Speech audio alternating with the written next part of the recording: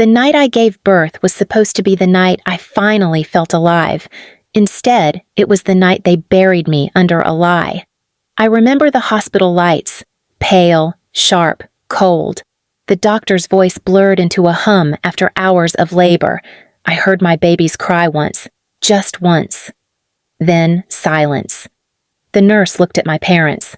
My mother nodded like she'd rehearsed it. My father stood beside her, hand on her shoulder, expression calm, detached. When I woke up, my arms were empty.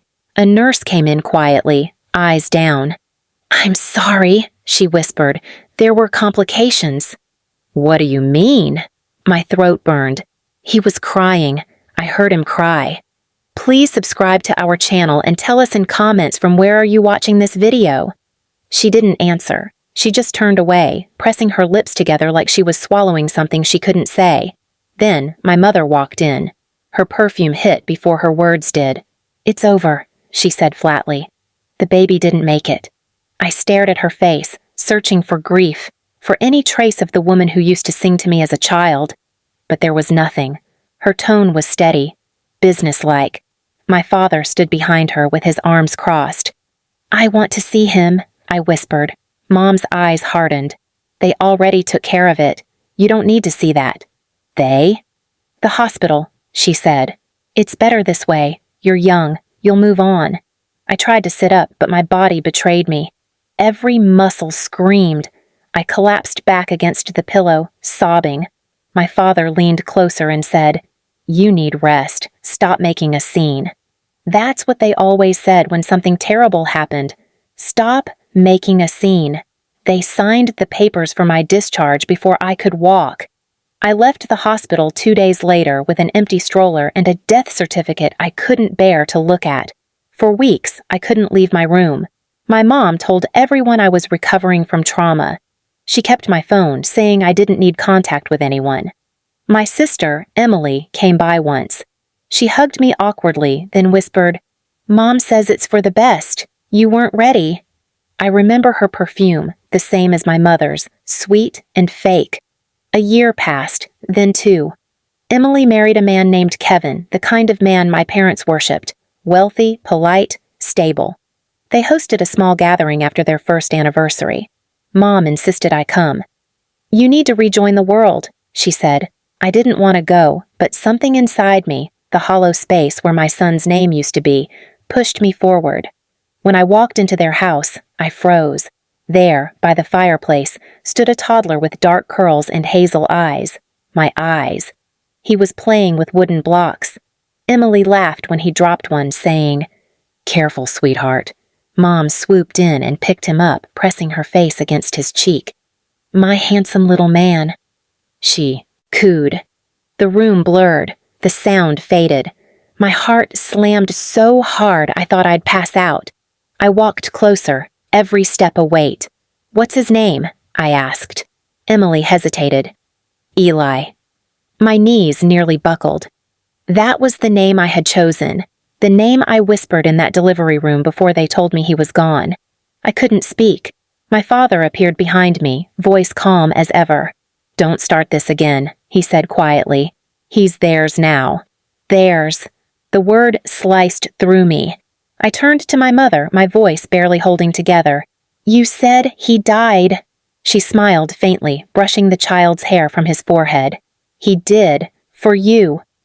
Emily stepped closer, clutching the boy protectively. "We adopted him legally. You were unfit. You couldn't take care of yourself, let alone a baby." My vision blurred. I reached out, but my father grabbed my wrist. "Don't make a scene," he repeated. "You should be grateful he has a good home." Grateful. I stumbled out of the house, gasping for air. Outside, the cold wind felt like punishment. My mind kept replaying his face. The little dimple on his left cheek, the one that ran in my family. That night, I tore open every old file I had. Hospital records, insurance forms, the fake death certificate. Everything had my parents' signatures. Everything. They hadn't just stolen my child. They'd erased me from his story. For weeks, I didn't sleep. I watched Emily's social media, every photo of Eli twisting the knife deeper, his birthday party, his first steps, my mother in the background of every photo, glowing. And I realized something. If they could rewrite my life once, they'd keep doing it until there was nothing left of me. So I started planning. Not to hurt them, not to beg for what was mine, but to make them live with what they'd buried. And this time, when I came for my son, I wouldn't knock. I didn't sleep for 3 nights after that dinner. Every time I closed my eyes, I saw Eli's face, his small hand gripping the block, the tiny wrinkle between his brows when he concentrated. My son, my baby, alive, breathing, calling someone else mom. At first, I wanted to go straight to the police, but the hospital records were airtight. The signatures were all legitimate, even my own, one on the discharge form where I'd apparently acknowledged fetal loss. I didn't remember signing anything. I was drugged, exhausted, barely conscious. They'd used that to bury the truth. The only way to prove what they did was to show what they'd taken. I started quietly. I got a part-time job at a community center where Emily sometimes volunteered with her son. I made sure our paths crossed just enough for her to get comfortable again. She smiled at me one afternoon and said, "It's good to see you moving on." "Yeah," I said softly. "I'm learning to forgive." That lie tasted like metal. Over the next few weeks, I became part of their routine. Emily brought Eli every Friday. He loved the center's art room, the finger paints, the soft brushes, the clay that stuck to his little hands. I never said who I was, but I sat close enough to hear him laugh. One day, he looked up from his drawing and asked me, "Do you have kids?" My chest tightened. "I used to," I whispered. He smiled, showing that same dimple, and said, "You should meet my grandma. She says family is everything." Family, the same word they'd used to steal mine. That night, I drove past my parents' house. The lights were still on, the front door open, laughter spilling out. For a moment, I thought about walking in, grabbing him, and running. But that would have made me what they claimed I was, unstable, emotional, unfit. So I decided to become what they'd never expect, controlled, patient, calculated. I found the adoption paperwork through a lawyer friend who owed me a favor. He hesitated at first, saying, "You could get in trouble for this." "I already lost everything," I said. "What more can they take?" When the files arrived, my hands trembled so hard I could barely open them. Every page was a lie built on a truth. My mother's signature appeared under guardian consent, my father's under financial affidavit. Emily's name was written next to adoptive mother, and at the bottom, my name, Sarah Jenkins, listed as biological donor, deceased. They had declared me legally dead. I stared at that line for an hour until the ink blurred from my tears. I realized then they hadn't stolen a child. They'd buried a person, me. Something inside me shifted that night. It wasn't anger anymore. It was precision. They'd built a life on lies, and now I was going to dismantle it brick by brick. First, I needed a key piece, proof that Eli was mine. The hospital DNA registry kept blood samples from all newborns for 2 years. My son was past that limit, but I remembered the blanket they'd wrapped him in, light blue with tiny white clouds. I'd kept it. My mother had given it to me when I got home, saying, "It's the only thing left of him." I sent the fibers for private DNA testing, matching them with a strand of my hair. The results came back a week later. 99.98% maternal relation confirmed. I laughed until my throat hurt. Then I cried harder than I had since that hospital room. Now I had proof. Undeniable scientific proof. But what mattered wasn't exposing them publicly. It was making them live in the same fear they'd trapped me in. I wanted them to watch the truth walk right into their house and destroy everything they loved. So I waited. I visited Emily again, smiling like nothing had changed. I offered to babysit Eli once or twice. She said yes, of course she did. The first time I tucked him into bed, he reached out and touched my hand. "You smell like home," he said softly. That broke me, but I didn't let it show. I kissed his forehead, whispering, "I am home." When I left that night, I knew exactly what I was going to do next. I didn't want their forgiveness. I didn't even want to hurt them physically. I wanted them to see what it felt like when the lie they built their lives on finally started to crumble, one truth at a time. And by the time I was done, every smile in that family portrait would be gone. It started with the silence, the kind that doesn't just fill a room, it eats through it. My parents' house had always been a place of noise, phone calls, orders, laughter that wasn't real. But a month after I began my plan, the calls slowed, the laughter stopped, the calm before collapse. I didn't go after them publicly. I didn't storm in demanding justice. I simply began removing the foundations of the lie they'd built around my son.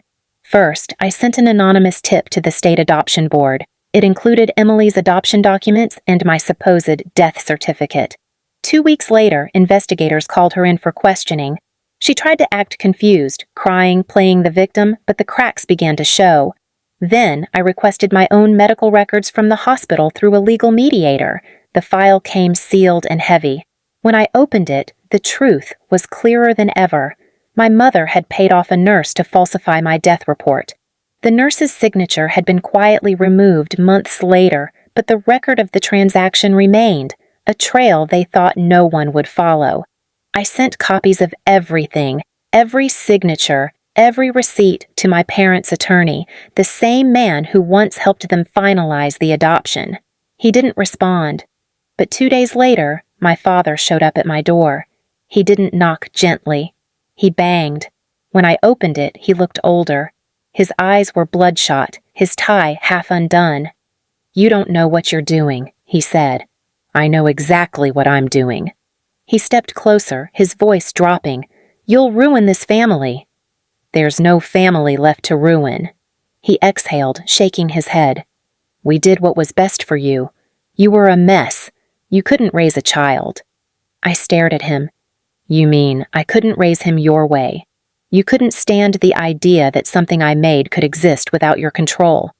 He flinched. For the first time in my life, I saw fear in his eyes. Not anger, fear. He left without another word. That night, I went to Emily's house. She opened the door in tears before I could even speak. "They're investigating everything," she whispered. "Mom's losing her mind. Dad's talking about leaving. You've destroyed us." I looked past her into the living room.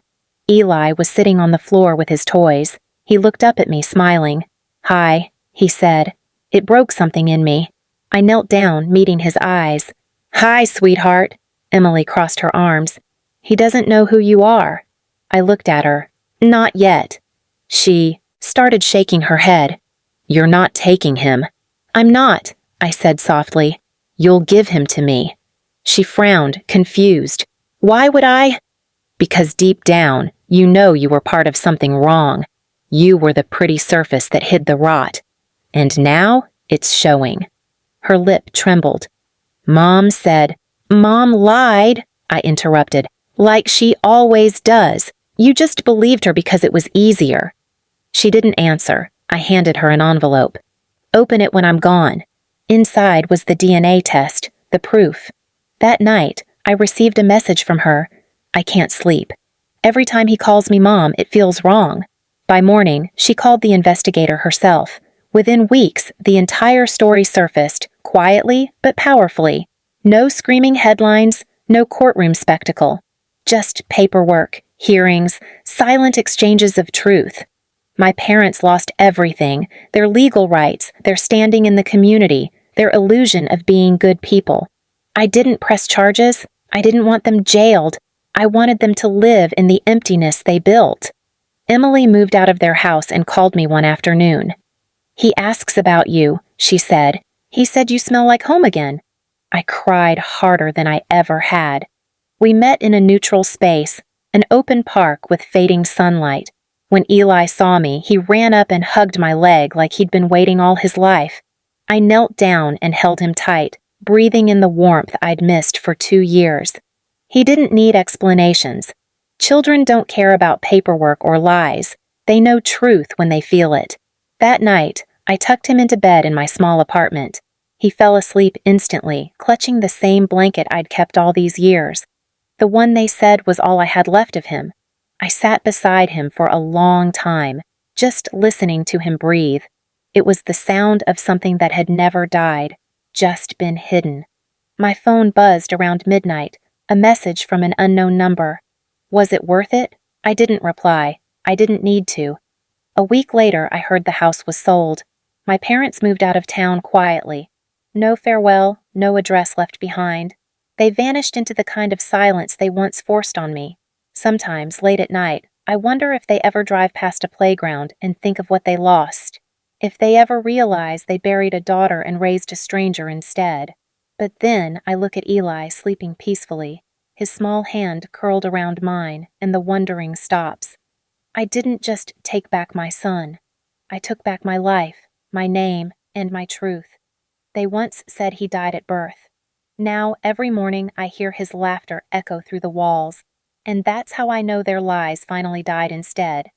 Please subscribe to our channel and tell us in comments from where are you watching this video.